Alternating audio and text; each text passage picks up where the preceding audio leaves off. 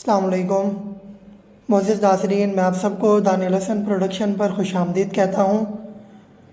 آج ہم آپ کے لیے کہانی لائے ہیں آسان قرآن کہانیاں میں سے، جو ہمارا قرآن کہانیوں کا ایک سلسلہ چل رہا ہے محترم جناب فیصل علی صاحب کی کتاب سے۔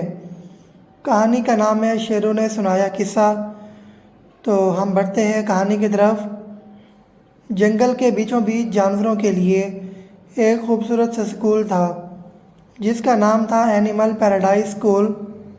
یہاں سبھی جانوروں کے بچے تعلیم حاصل کرنے آتے تھے۔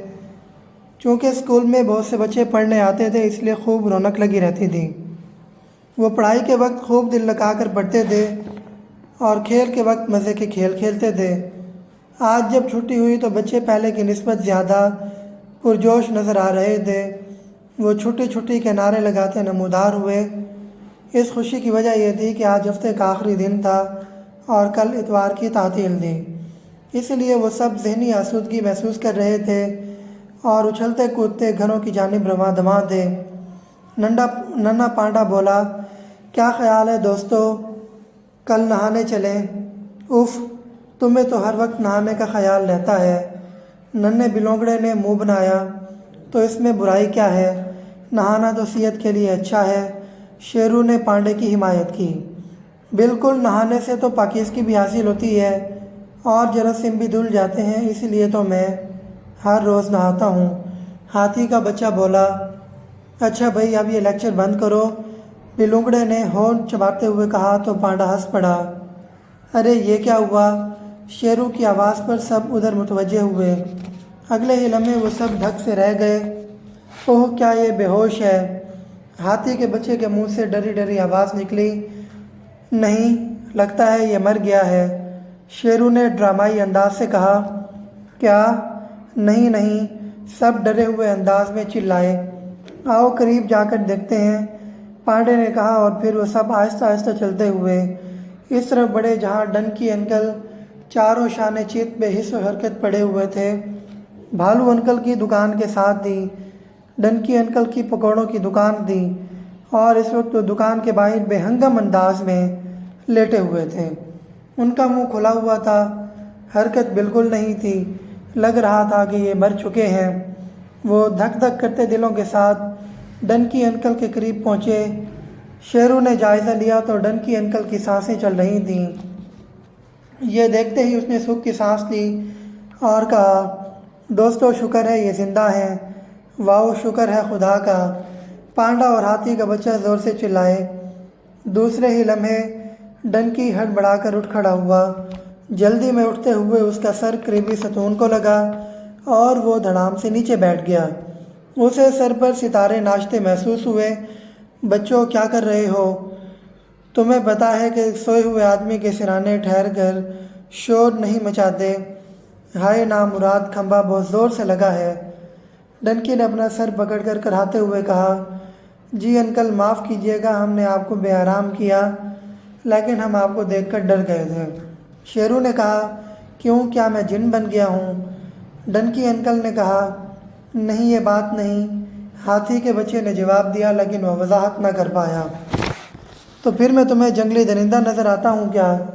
ڈنکی انکل نے منہ بناتے ہوئے کہا، نہیں نہیں انکل، اصل میں ہم سمجھے کہ شاید آپ مر چکے ہیں۔ پانڈے نے معصومیت سے کہا تو انکل زور سے اچھلے اور ان کے چہرے کا زاویہ بگڑتا چلا گیا۔ ساتھ ہی وہ کھوئے کھوئے لہجے میں بولے، ہائے کیا، اف خدایا، یہ کیا کہہ دیا؟ اب تو مجھے سردی بھی لگ رہی ہے، شاید بی پی لو ہو گیا ہے۔ ڈنکی انکل دوبارہ لیٹ چکے تھے اور آہستہ آہستہ کچھ بڑبڑائے جا رہے تھے۔ انکل حوصلہ بلند رکھیں، آپ تو زندہ سلامت ہیں۔ یہ ہمارا وہم تھا، کیونکہ ہم نے آپ کو دور سے دیکھا تھا۔ مرے آپ کے دشمن، آپ تو زندہ سلامت رہیں۔ اگر آپ مر گئے تو ہمیں خستہ پکوڑے کون کھلائے گا؟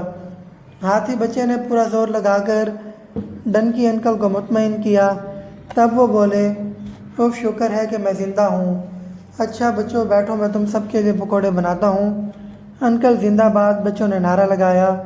تھوڑی دیر بعد انکل نے بچوں کو پکوڑے پیش کر دیے اور خود بھی ان کے ساتھ بیٹھ گئے۔ انہوں نے جی بھر کے پکوڑے کھائے۔ کچھ دیر بعد وہ انکل کو خدا حافظ کہتے ہوئے آگے بڑھ گئے۔ راستے میں شیرو بولا، بچوں میں تمہیں ایک چھوٹی سی کہانی سناؤں، سنو گے؟ ضرور، لیکن تم کم سے بھی اماں بن گئے شیرو۔ بلونگڑے نے اس کی بات سن کر شوق لہجے میں کہا، ہاں ہاں ہاں، قصہ سنانے کا یہی انداز چلا رہا ہے۔ شیرو ہنسا، اچھا وہی سناؤ۔ سبھی نے کہا، سناتا ہوں۔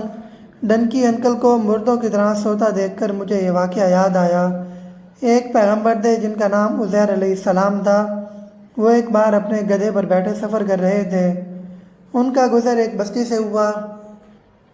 وہاں ایک ظالم بادشاہ بخت نصر نے حملہ کر کے سب کچھ ختم کر دیا تھا۔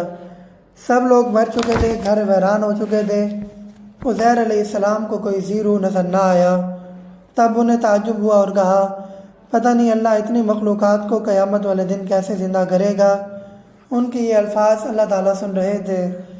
اب اللہ تعالیٰ نے اپنے پیغمبر کو مرنے کے بعد اٹھانے کا عملی مظاہرہ دکھانے کا فیصلہ کیا۔ جیسے ہی عزیر علیہ السلام سوئے، ان کی روح قبض کر لی گئی اور وہ 100 سال سوئے رہے۔ 100 سال؟ پانڈے نے حیرت سے کہا، جی ہاں 100 سال۔ جب وہ دوبارہ زندہ ہوئے تو اللہ تعالیٰ نے فرمایا اللہ تعالیٰ نے فرمایا کہ اپنا کھانا دیکھو۔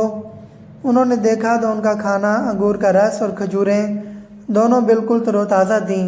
پھر اس کے بعد اللہ نے فرمایا، اپنے گدھے کو دیکھو۔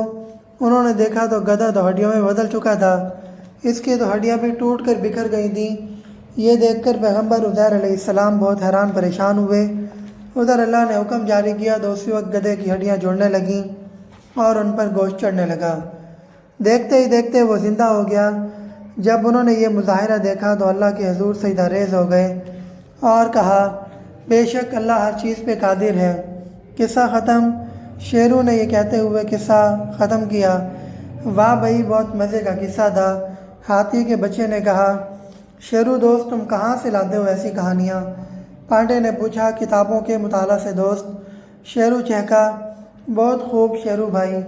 ہاتھی بچے نے اس کی تعریف کی، بہت بہت شکریہ دوستو۔ ویسے یہ کہانی قرآن مجید میں بھی بیان ہوئی ہے اور ہماری اسلامیات کے آخر میں بھی اس کا ذکر موجود ہے۔